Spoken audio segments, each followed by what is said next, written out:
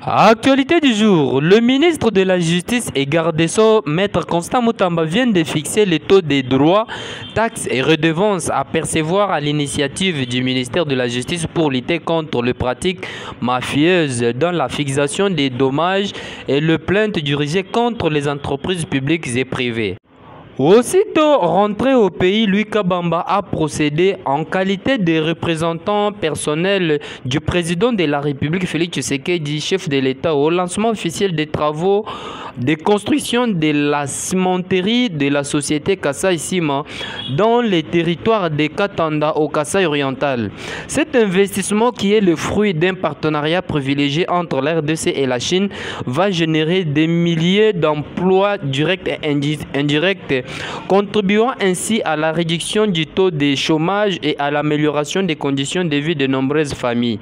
Ce projet va en outre non seulement diversifier notre économie et réduire la dépendance aux importations, mais aussi créer des opportunités d'emploi, tout en améliorant l'écosystème industriel de la RDC, l'industrialisation du pays. Zéro mort et zéro inondation pendant la période pluvieuse dans la ville de Kinshasa. Tel est l'objectif du dragage des rivières, déclare le gouverneur, accompagné notamment de son adjoint Edi Ngeli. Le gouverneur Daniel au lancement de cette opération débutée sur la rivière Kalamu. Dit-il, aujourd'hui c'était une première non seulement pour notre opération, mais également pour l'histoire de notre pays. Depuis que le Congo existe, cette opération de dragage n'a jamais été réalisée. Suivez. Le ministre de la Justice et garde des Sceaux ordonne des poursuites judiciaires contre les greffiers et secrétaires détourneurs des recettes judiciaires. Constant Moutamba les accuse notamment des falsifications des relevés bancaires et l'utilisation des faux sceaux de preuves de paiement. Il déplore un manque à gagner de plus de 8 millions de dollars américains rien qu'à Kinshasa. Leurs noms, leurs comptes bancaires et leurs juridictions d'affection sont transmis au procureur général près la cour d'appel de Kinshasa-Gombe.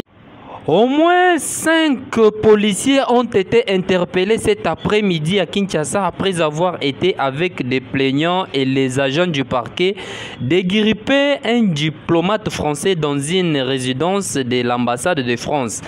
Il s'agisserait d'un conflit foncier et le diplomate a été tabassé après avoir été forcé. Le ministère des Affaires étrangères exprime son profond regret suite à l'incident portant atteinte aux convictions internationales qui protègent les membres du corps diplomatique dans l'exercice de leurs fonctions, survenu le vendredi 23 août 2024 et visant des diplomates français. La sécurité des diplomates est garantie en tout lieu et en toutes circonstances. Le ministère des Affaires étrangères condamne fermement cet acte de violence et une enquête rigoureuse est en cours afin d'identifier et de poursuivre les responsables de ces actes.